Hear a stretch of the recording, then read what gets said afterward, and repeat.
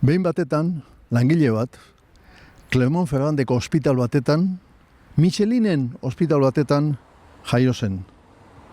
Michelinen parrokia batetan bataiatua izan zen. Michelinen eskola batetan eskolatua.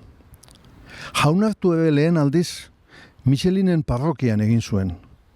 Eta gainontzeko ikastaroak Michelinen eskoletan. Lanean hasteko garaian, Michelinen lantegira jo zuen. Michelinen parrokia bertan eskondu, eta bera jaio zen Michelin ospital bertan lehen aurra izan zuten.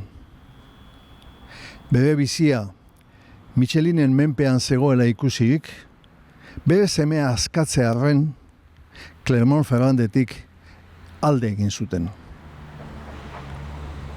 Lasarteko Michelingo langileak ez zaigu alde egitea konponbiderik egokiena iruditzen. Ipuina honela bukatu nahi dugu. Elkartu zen, borrokatu zuen, eta denon artean Michelin gizandia desegin zuten.